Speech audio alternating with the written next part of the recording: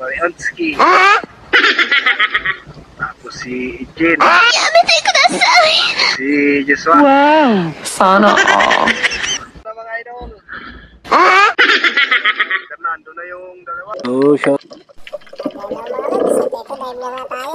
Kung bago ka pa lang sa ating channel ay baka naman makawag-subscribe at leave like, comment, support para naman sa mga lods sa susunod natin video mga lods. At God bless sa lahat. At ito yung unang nahuli natin, isang bar hits, file foot or tag bago.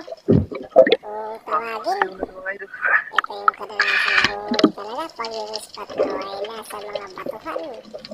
Kagaya nito, dito sa lugar namin sa Maripipi Island. At dito, ayan, isang Morse Idol o alibang-bang pero hindi tinamaan mga lodi. At ito naman, isang pusit na grabe, sobrang bilis niya. Pero hinabol pa rin natin at tatakas pa na sa grabe, sa pulkan baka. Ay, hindi pala fish na mga lodi. Kasi pala itong pusit. Ayan. Sarap na itong pang sinabaw. At pang kinilaw. Siyempre. At dito naman, ay nakakita tayo ng isang magandang corals. Ito siya. Grabe. Parang banga. Kung titingnan at ating silip na ko.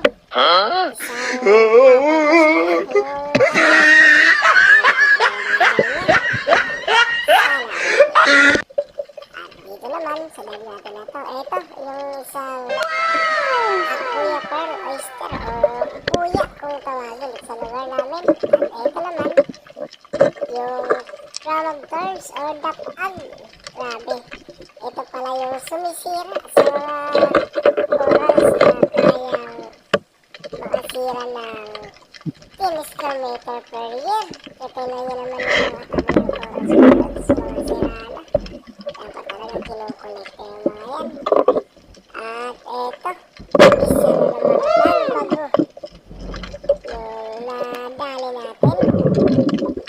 At hinihintay lang talaga tayo sa may ibabaw ng bato. Kaya di na natin talaga papalagpasin yan. At dito naman, eto, ang ihaw. Kunin na rin natin to, isang Morse Idol. Karamihan natawag sa amin na alibang-bang. Matabato pang inihaw mga lodi. Kung di nyo pa nasusubukan ay itry nyo na. At ito naman, isa na namang tagbago na nakatambay lang. Ang dami ng hipon-hipon. Yung kinakain ng mga balyena or butanding. Yan, silabasan na sila. Ganyan talaga pag lumalamig na yung panahon. At baka nga, umabot na naman yung mga butanding sa isla namin. Kasi nakakita na ko yan. At lumapit pa talaga sa akin ng isang beses.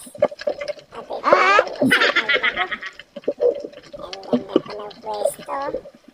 Lumikit talaga siya. Sa pulkan tagbago.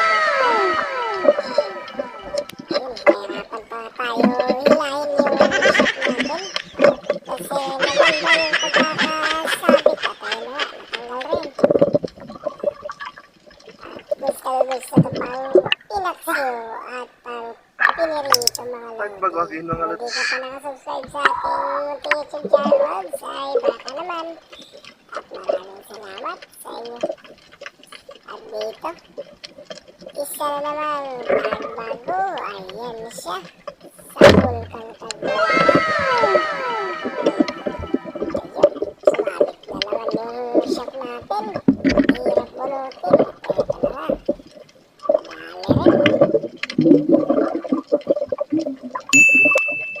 Ang kilo pala ng isdang to dito sa lugar namin ay nakakahalaga ng 100 pesos per kilo. Pero napakamahal nito sa ibang lugar.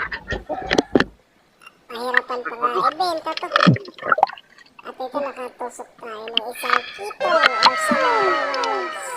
Pero hindi natin napanood sa video. At ayun yung isa na tusok ko ng kasamahan natin. Nasa may mababaw na lang yan. Nasa may isang lipa na lang.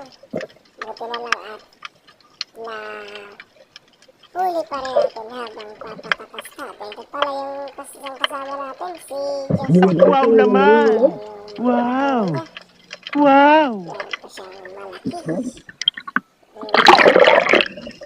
At dito naman, meron tayo nakitang isang ilig or indong kung tawagin dito sa isla. Pero malawsa naman po kaya hindi natin ito kinukuha. Pero inainaw natin, pinakot na natin siya. At ito naman, isang porcupine. Wow naman! Wow! Sana tumiyon. Wow! At malayo pa tayo sa uwi natin kaya hinayaan ko na lang yan. At ito naman yung isang klase ng damit na napakasakit mga tinik mga lods. Ito ang karaniwang tinatawag sa amin na kamisi-isi. Kasi Wow naman! ang misi sa amin ay na matatawa ka sa sakit. Kaya siguro tinawag niyan na kamisi-isi. At ito isang daloy at ayun hindi pinapakabilis ang tumakas. At ito pa yung isa. Ewan kung magtutuhog kaya natin to. Ayun, nasapol rin mga lodi. Masarap yung isda na to sa sinabaw. At syempre sa pang-ihaw rin. Basta ayusin lang maglinis. Ang isdang ito. Gilak mo ulit. Kasi medyo kakaiba yung amoy dahil sa kinakain ng mga lumot o ano pang mga bagay na nakikita niya. At ito pa yung isa. Grabe, sobrang inap niya. At ayun, tumigil. Kaya sapul kang isda.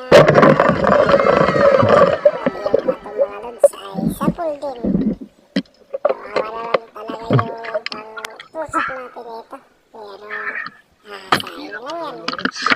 Kasi pauwi na kami dito. Ang mga ganito na yung spot ay nakadaan na kami sa may isang lipa na lang. At ito isang backfish or bayan kung tawagin. Good sa isla kaya uli na natin ito. Ito yung sinasabi na kumakain daw ng dumi ng tao. Basta ayusin na yung maglinis. Kahit yung pusit kumakain din yun. Pati yung mga daloy ay ganun pa rin. Kaya lilinisan lang tanga natin ng mabuti. At ito naman, isang grouper or bulgan. Kung tawagin.